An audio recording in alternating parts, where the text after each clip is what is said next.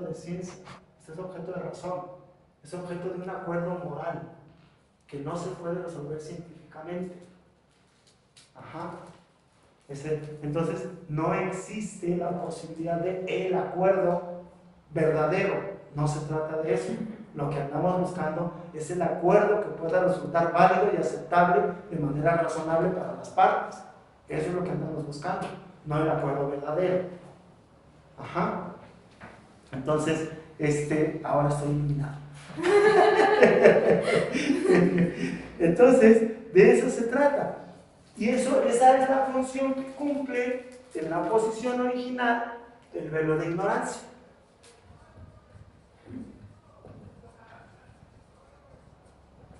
El velo de ignorancia lo que hace es precisamente ocultarle a la persona la posición real y concreta que ocupa, en tanto y en cuanto pudiese afectar su capacidad de negociación.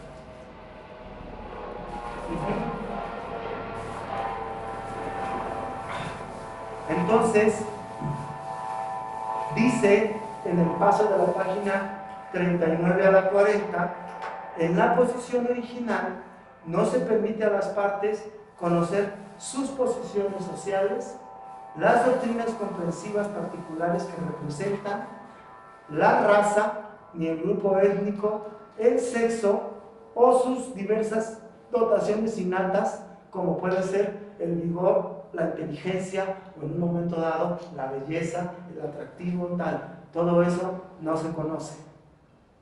O se asume como que no se conoce. Más bien, no, esa es la idea. No se toma en cuenta a la hora de la negociación. Y entonces, esto entonces hace abstracción de todas esas condiciones para quedarnos con la persona, les decía, únicamente con la persona en tanto libre, en tanto igual, en tanto racional y en tanto razonable. Es lo único que nos interesa de la persona para que sea parte en la negociación. Ni su color, ni su raza, ni su sexo, ni su riqueza o pobreza, ni nada de eso importa. Lo que importa es esto otro. Nada más. Ajá. Y desde ahí se entra. Entonces, y esto permite crear las condiciones equitativas para la negociación que permitan alcanzar un acuerdo que afecte a la estructura básica. Todavía no tenemos el acuerdo. Lo que apenas estamos construyendo son las condiciones en las cuales el acuerdo sería posible. Ajá. Y esto, bueno, ahí señala que entonces de ahí van a salir los términos equitativos de la cooperación para la sociedad, de ese acuerdo aplicado a la estructura básica. Ahora bien, lo que dice, ya estoy en la página 41, es que precisamente el acuerdo tiene que entenderse como una abstracción. El acuerdo, dice, debe entenderse al mismo tiempo como hipotético y como no histórico. Ajá. Es hipotético porque lo que nos estamos preguntando es ¿qué acordarían las partes si estuvieran en esas condiciones? No nos estamos preguntando qué acordaron ya. Lo que va a empezar es apenas el proceso de negociación. ¿Sí? Y lo que nos preguntamos es ¿qué acordarían si estuvieran en esas condiciones? Ajá. En ese sentido es hipotético. Y es no histórico porque no se está suponiendo que el acuerdo se haya tomado alguna vez, ni se está suponiendo tampoco que se pueda llegar a tomar. ¿Sí? Ese es, digamos, simplemente el punto. En ese sentido es que no es histórico. Por lo tanto, y esto es algo en lo que no siempre pongo el énfasis suficiente, el acuerdo entonces, por hipótesis, lo vamos a alcanzar o lo podemos dilucidar por medio del análisis. ¿Sí? Porque es un acuerdo no histórico. Ajá. Entonces lo que vamos a hacer es analizar, ajá, y podemos calcular deductivamente a qué acuerdo podrían llegar las partes, ¿sí? Porque sabemos las condiciones y las capacidades y las facultades que tienen. Entonces se convierte en una especie de experimento. Yo tengo el control de las condiciones y entonces puedo ver a dónde llegarían. ¿Y por qué tengo el control de las condiciones? Porque yo las estoy diseñando. No, ese es, digamos, el asunto. Ajá.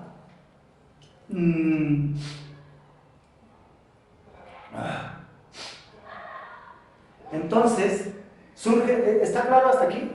¿Cómo? Todo lo que está planteado. Entonces, no tenemos todavía el acuerdo, no sabemos, pero podemos suponer o podemos postular a qué acuerdo llegarían porque conocemos las condiciones. Ajá. Y entonces viene la segunda dificultad.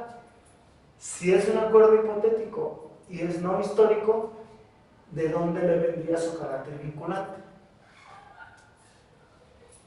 ¿Por qué tendría que tener un carácter vinculante? ¿Por qué tendría que salir de ahí un principio que pueda ser considerado normativo para tratar de ajustar mi sociedad a ese principio? Si es un mero acuerdo hipotético. Ajá. Y si es no histórico, ¿de dónde le sacamos lo vinculante? Entonces lo que dice Rawls, a ver, lo que pasa es que tenemos que entender que la posición original es un mecanismo de representación en un momento y en un segundo momento muy importante, un experimento mental que nos ayuda a clarificar los problemas políticos de mi sociedad. ¿Sí? Es un mecanismo de representación en el sentido de que nos representamos más allá de nuestras posiciones concretas. Y es un experimento mental porque me ayuda a plantearme las preguntas políticas de manera moralmente correcta. Y entonces de ahí le va a venir, y eso es bien importante, de ahí le va a venir la vinculación. Si soy un ente racional y razonable y hago el experimento mental de manera adecuada y llego a la conclusión de que X es lo correcto, sería francamente estúpido que no lo asumiera como que eso es lo que hay que hacer. Si soy racional y razonable y yo solito llegué a esa conclusión, pues digo, claro, lo puedo hacer, puedo ser hipócrita, puedo ser un candalla, pero sí hay una vinculación desde mi propio procedimiento para llegar al principio. Por así decirlo, mi propia racionalidad y mi propia razonabilidad me obligan a aceptar lo que es correcto cuando hago adecuadamente la formulación del problema. Ajá. Y una vez que lo acepto, yo lo puedo trasladar acá y que se convierta en ley y que haya alguien que me obligue cuando se me olvide. Pero yo ya sé por qué tengo ese principio y sé cuál es su validez. Ajá. Esa es un poco la idea. Entonces, en la página 42, dice Rawls, dice que la posición original nos ayuda a modelar nuestras convicciones sobre dos temas importantes. En primer lugar, modela lo que consideramos aquí y ahora como condiciones equitativas bajo las cuales los representantes de los ciudadanos, concebidos simplemente como personas libres e iguales, han de acordar los términos equitativos de la cooperación por los que deberá regularse la estructura básica. Esto es, lo primero que me ayuda a modelar es cuáles son las condiciones que yo aceptaría como válidas para tomar un acuerdo de estas características.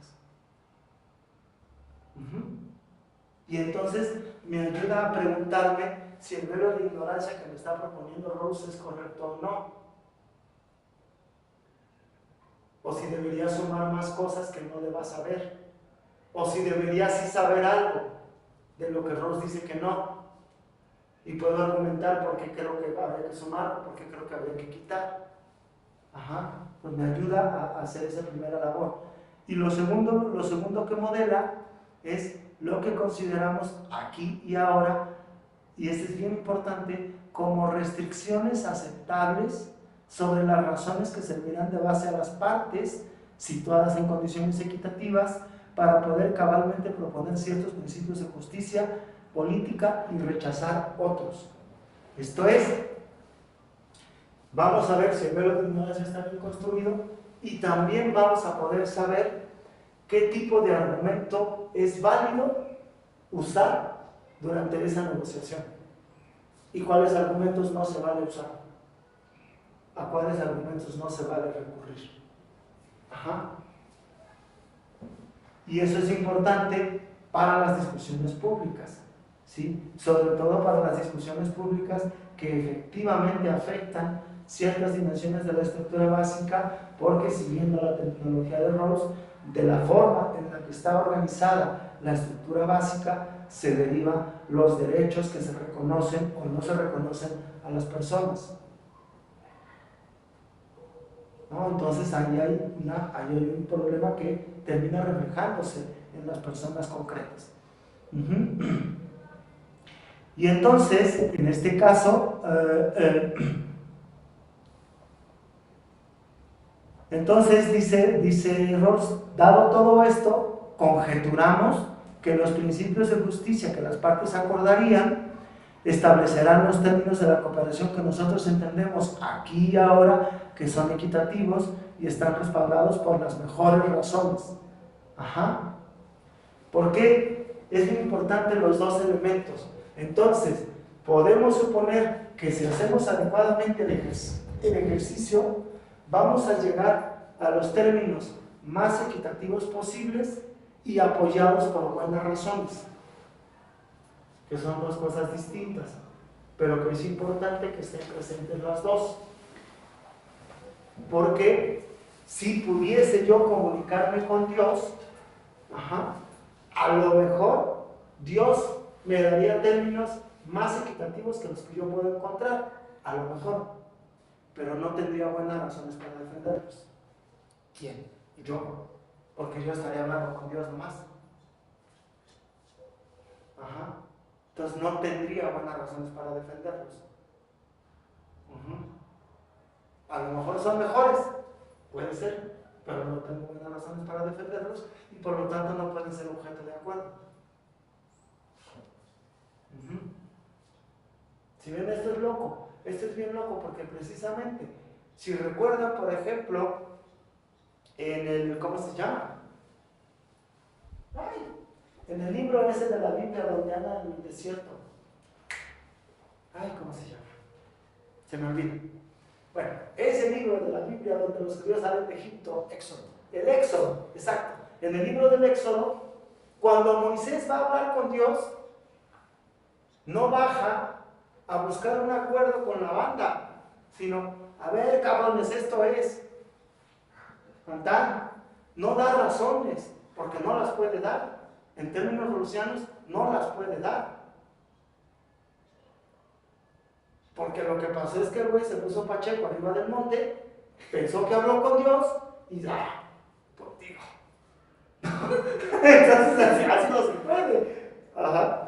Ese es un poco el juego, a eso se refiere. Por eso les digo, a lo mejor si yo me comunicara con Dios acá me pongo bien místico y acá, ¿sabes? A lo mejor encuentro principios más chidos, pero no voy a tener buenas razones para defenderlos. Entonces tengo que renunciar a eso, aunque crea en eso.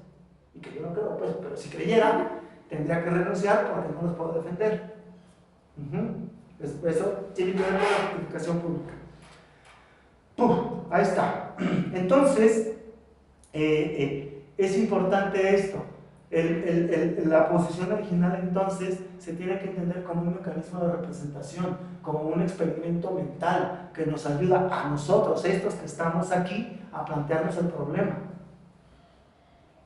Y lo primero que tenemos que hacer es si así como nos lo está planteando Rawls, nos parece suficiente o no. Eso es, digamos, lo que está en juego. Y entonces, la posición original en sí misma no me ha dado todavía nada. Lo único que me da son las condiciones en las cuales se va a realizar la negociación para alcanzar el acuerdo. Ajá. Eso es todo lo que tengo hasta aquí. Y ahora voy a ver qué tipo de personas son las que van a entrar, que es la idea número 5. Acerca de la posición original, ¿algo que comentar? Antes de avanzar a la idea de personas libres e iguales.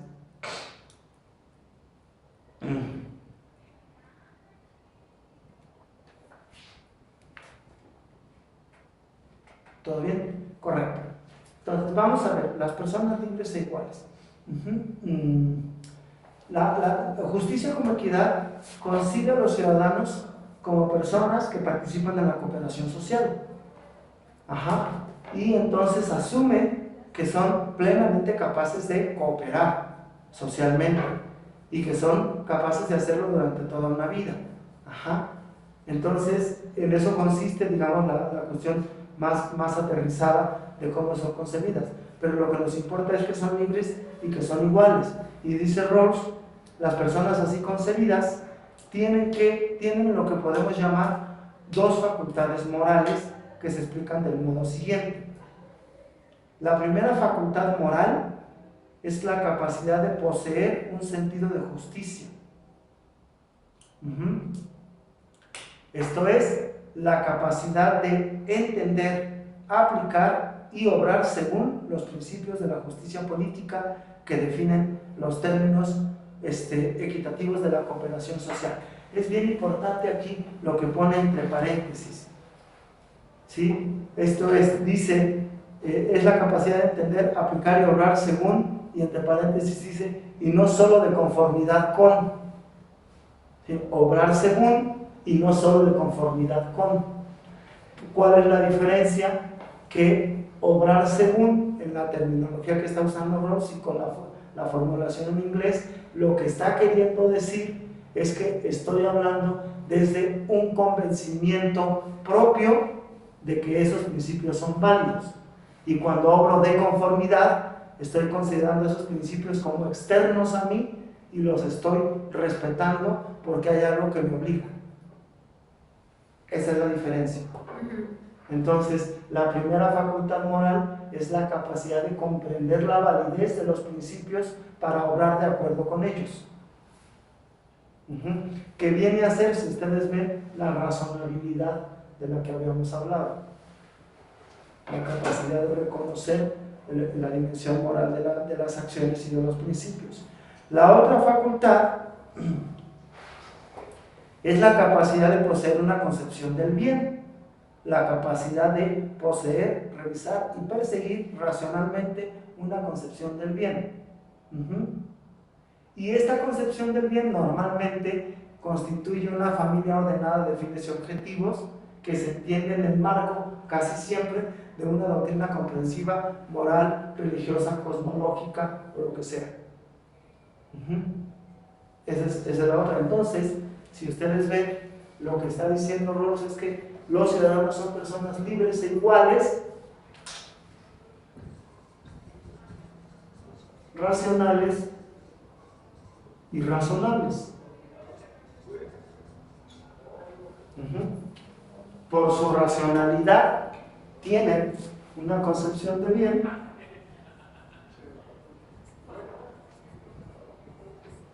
y por su razonabilidad tienen una concepción o pueden tener una concepción de justicia política.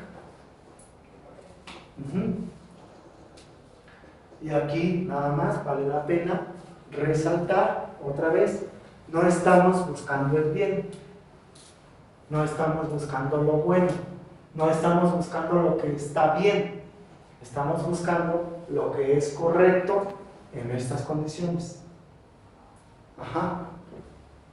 El bien lo busco de manera particular, para mí.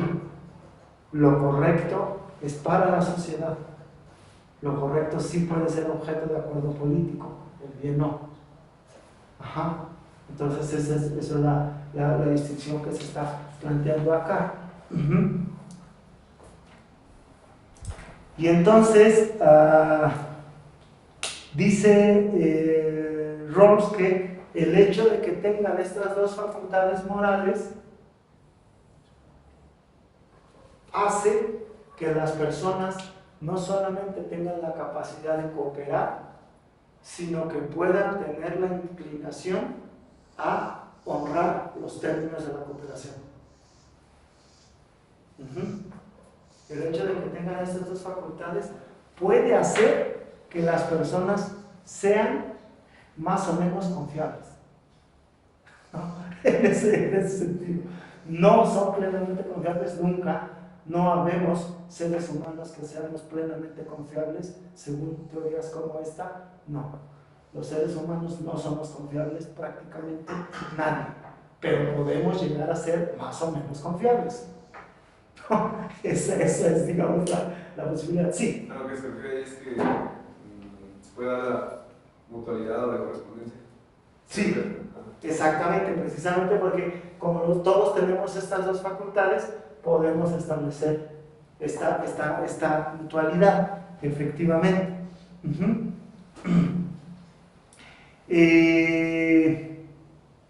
Entonces, la siguiente observación es también bien importante, se deriva de una conferencia que me parece fundamental en el desarrollo del pensamiento de Rawls y que viene en un libro anterior que se llama Liberalismo Político, una conferencia que se llama Política, no Metafísica. Es importante esto, no perdamos de vista que estamos en el ámbito de lo político. Por lo tanto, el concepto de la persona no lo extraemos ni de la metafísica, ni de la religión, ni de la filosofía de la mente, ni de la psicología, ni de la sociología. Lo sacamos de la política misma. Entonces, esto es algo que vale la pena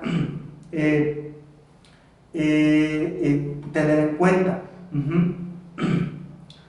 Y en ese sentido, entonces, no estamos discutiendo la subjetividad estilo Descartes o estilo Husserl, sino que estamos discutiendo a la persona políticamente metida en una sociedad.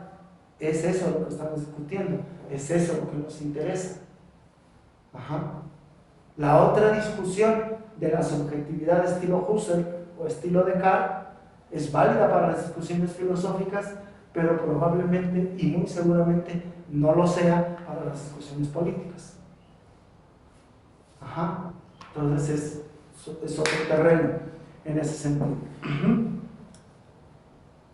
Entonces, y esto por último señala la noción de persona está de alguna manera presente en la cultura política pública de una sociedad.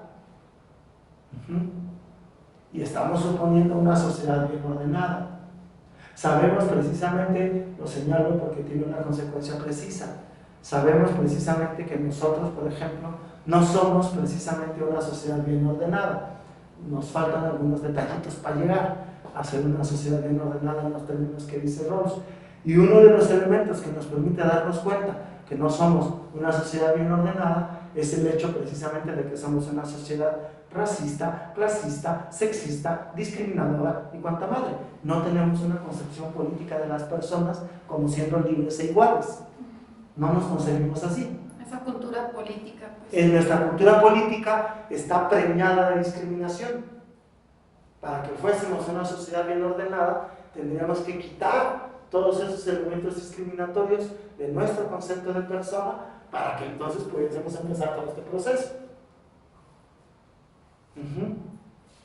Entonces, eso es un detalle, por eso lo señalo, es un detalle que para Rawls es importante. Se supone que esto debe estar en la cultura política pública de la sociedad.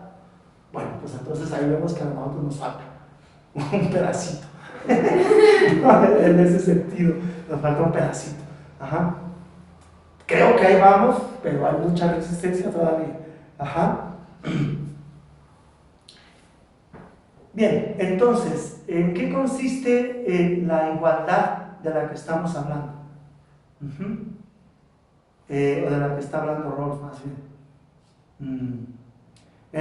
Consiste en primer lugar en que se asume que las personas, todas las personas que forman la ciudadanía, se entienden como poseedores en un grado mínimo esencial, en un grado mínimo suficiente de las dos facultades morales de las que estamos hablando. Ese es el primer plano de igualdad. Asumimos que todas las personas que forman la ciudadanía tienen el mínimo necesario de facultades morales para que podamos discutir. Tienen entonces el mínimo necesario de racionalidad y razonabilidad.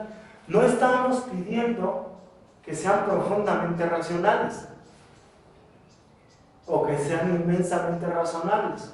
No, se está pidiendo que haya el mínimo necesario de racionalidad y razonabilidad para poder dialogar. No más. Sí, sí. Una pregunta, ahí cuando el interlocutor que está hablando con esta otra persona considera que lo que dice es irracional e irrazonable, no lo va a meter en el acuerdo, aun cuando esta persona sí esté siendo racional y razonable. O sea, lo que trata de decir, por ejemplo, en el siglo XIX, que se consideraba irracional e irrazonable a la mujer, ese era el argumento para no meterle a las conversaciones políticas, porque somos seres sentimentales, etcétera, ¿no?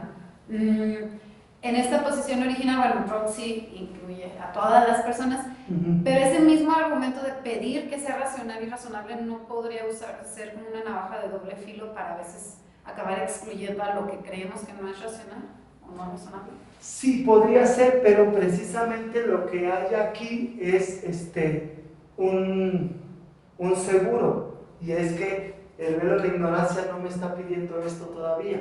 Ah, ok. El velo de ignorancia lo que me está pidiendo es esto. Okay. Y de ahí vamos a tener que derivar lo otro. Entonces, sí hay ese riesgo, porque sí lo hay, pero hay un pequeño seguro para tratar de ignorarlo.